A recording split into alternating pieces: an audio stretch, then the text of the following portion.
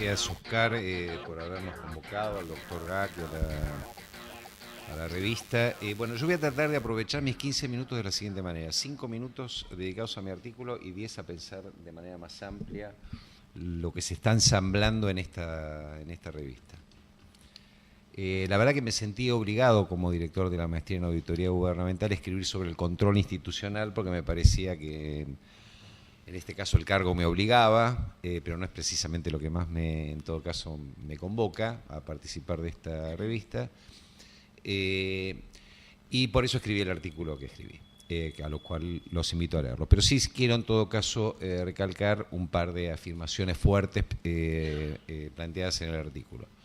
Yo en realidad lo que hago es un balance del funcionamiento de la Auditoría General de la Nación y de la Sindicatura General de la Nación. No me imaginaba que otro escribiera, por eso lo hice. Ahora me entero que Oscar Lamberto ha escrito sobre el caso de la GN.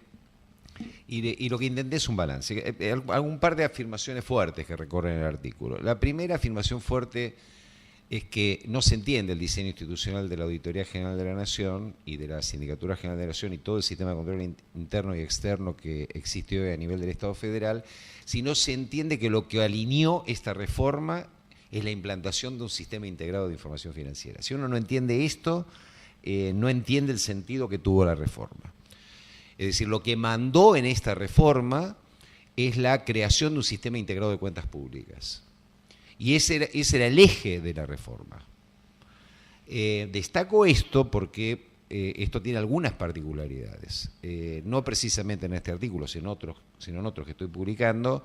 En realidad hay como una especie de mirada generalizada de que esto ha sido una imposición del Banco Mundial, del Fondo Monetario, del Banco Interamericano de Desarrollo, de la USAID norteamericana y de cuanto organismo de la cooperación anda dando vuelta por allí. Pero en verdad esto es un invento de latinoamericanos. Los CIDIF son inventos latinoamericanos hechos por gente que recorrió América Latina en materia de consultoría de finanzas públicas, en general en los años del exilio, muy relacionado con los años del exilio, que se había formado en general en el ILPES y en menor medida en el SICAP de la OEA de Buenos Aires, y en algún momento otros países más amigables les permitieron poner en marcha algunas ideas de cómo integrar los sistemas de presupuesto, contabilidad, tesorería, crédito público, que no existe en ningún lugar de Europa, ni siquiera de los Estados Unidos de América. Por lo tanto, esto en realidad es un invento latinoamericano, de los cuales nuestros colegas Marcos Macón y Ricardo Gutiérrez fueron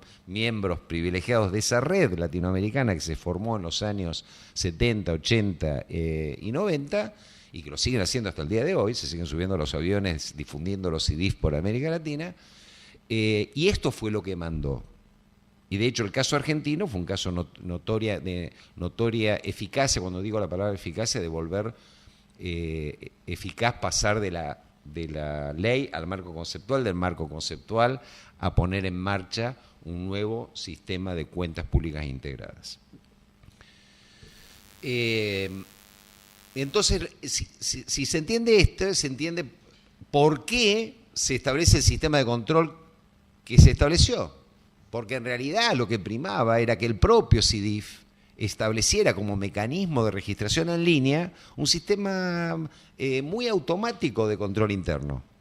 Y por lo tanto que no tenía que haber ninguna intervención previa de ninguna institución externa. Hoy todavía en la República Argentina a nivel provincial las contadurías generales de las provincias y eventualmente en algunos casos los tribunales de cuentas siguen haciendo intervención previa. Pero allí lo que primaba es que la intervención previa desapareciera y que la responsabilización fuera de las autoridades. Y esto es un punto nodal, porque el sistema de control argentino, que forma parte de la segunda grupo de afirmaciones fuertes, no puede funcionar de ninguna manera si el sistema de control interno no funciona, porque en realidad está basado en el principio de que no hay ningún agente externo que verifique si efectivamente se está cumpliendo con la ley, si se están registrando los datos de acuerdo a las normas de contabilidad generalmente aceptadas y si hay una orientación al logro de metas de servicios y de impactos de las políticas públicas que pueda evaluar la razonable relación entre los insumos físicos y su costo financiero puesto por el sistema democrático en manos de administradores y políticos y los resultados de las políticas públicas. La verdad, como está armado el sistema, por más que en algún momento la AGN llegue, llegará ex post. Y por lo tanto, la base de que el sistema funcione es que su sistema de control interno funcione. Y esta es una de las afirmaciones fuertes. Yo después hago un balance que puede ser discutible, pero donde digo que hay luces y sombras en las historias de los dos organismos. Que la CIGEN arrancó muy bien, con un profesionalismo muy fuerte, que la AGN tuvo un diseño institucional absolutamente único en el diseño institucional de las entidades fiscalizadoras superiores. Es una auditoría colegiada, cosa que no existe en ningún lugar del mundo, y que tiene que ver con cómo esto se ensambló con la discusión de los partidos políticos, donde raramente los diputados y senadores argentinos han cumplido con la ley, es decir, han nombrado auditores generales que tengan reconocida experiencia en administración financiera y auditoría gubernamental. En el caso del colegio que formó parte de Emilia, que fue el primero, yo creo que había dos, Emilia es una de ellas, porque venía a trabajar en la Comisión de Presupuesto y Hacienda, y después el doctor Bruno, que venía a estar en el Tribunal de Cuentas de la Nación. El resto, ninguno tenía experiencia aprobada en administración financiera y control, es decir, para decirlo en otros términos, en general a nuestros legisladores les ha importado bastante poco nombrar como auditores generales a gente con antecedentes probados, cosa que es muy importante, porque las veces que el colegio tuvo mayorías, independientemente de los partidos políticos que la conformen, o a quienes representen, la verdad que el profesionalismo ha tendido a primar. Bueno, esperemos que ahora, con la llegada de Lamberto, ya no solo como un miembro más del colegio, sino además como presidente, el profesionalismo mejore bastante más. Una cuestión, que no quiero ser injusto con el doctor Despuy me lo sabe, yo soy muy crítico con respecto a su profesionalismo, desde el punto de vista de las normas de auditoría generalmente aceptadas, pero uno debe reconocer que colocó al organismo en la imagen pública, y esto no es un tema menor, porque por primera vez los periodistas y alguna que otra ciudadanía informada habla de la Auditoría General de la Nación.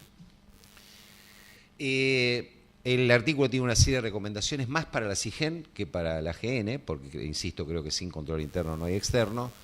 Y la verdad que el artículo está escrito el año pasado como por septiembre, así que hay que leerlo con beneficio de inventario. La verdad que creo que nada de lo que yo recomiendo que deba hacer la CIGEN allí lo vaya a hacer la actual CIGEN.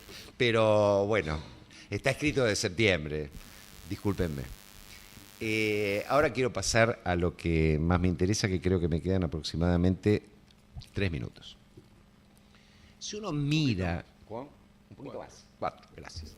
Si uno mira los colegas que han escrito y la diversidad de temas que han escrito en esta revista, lo que yo quiero reflexionar con ustedes es que estas problemáticas de la responsabilización y el control son artefactos intelectuales, legales y dispositivos administrativos construidos por diversas tribus de diferentes grupos de expertos, los auditores, los presupuestólogos, los corruptólogos, ahora los nuevos expertos en datos abiertos, y así sucesivamente, que a su vez se enlazan con las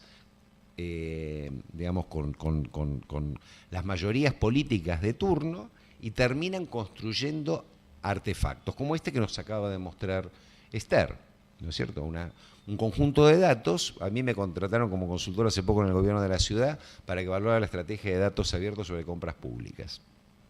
La verdad que le tuve que pedir a mi hija, que es ingeniera y maneja muy bien el Excel y además trabaja en compras de una empresa petrolera importante, que me ayudara a sacar las salidas de información que me volvieran razonablemente inteligibles los datos que se estaban abriendo al público. Pero estos artefactos se construyen. Es probable que haya una nueva generación de datos abiertos donde, al igual que las plataformas brasileña, chilena y paraguaya, sean más amigables para la gente y la gente pueda recorrer las contrataciones, las licitaciones, si son directas, por monto, por tipo de servicio, etcétera. Probablemente, o no, se evoluciona hacia eso. En Paraguay evolucionó hacia eso, así que bueno, puede ser que aquí también. Pero no lo sabemos. ¿Por qué señalo todo esto?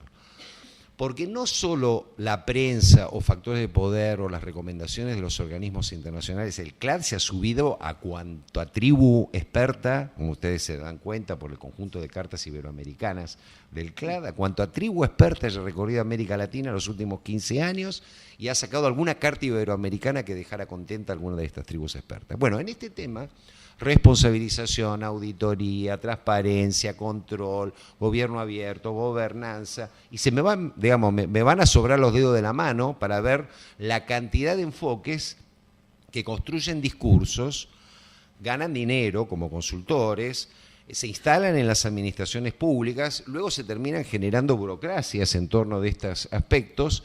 Y en realidad creo que una cuestión bastante interesante para los que nos dedicamos al estudio de la administración pública es ver los efectos performativos de estos discursos y de estas doctrinas administrativas. Es decir, cómo terminan impactando en la creación de dispositivos administrativos. Bueno, finalmente la GN está ahí, la CIGEN está ahí. Gracias a Dios, para mi gusto, nos estamos enlazando con normas internacionales de auditoría externa e interna y la cooperación internacional mejora algunas prácticas, pero estamos en la universidad y entonces estamos obligados a una actitud no solamente prescriptiva de aquello que hay que hacer, sino crítica de cómo se construyen los distintos discursos sobre la responsabilidad y el control. Lo que estoy diciendo es que en el medio de esto hay colegas, yo me incluyo, que construimos estos aparatos, no lo estoy diciendo en términos jocosos, sino en términos conceptuales, construimos estos aparatos que terminan después influyendo en el devenir de las administraciones públicas. Es muy probable que siga habiendo ojos y rostro. Gracias.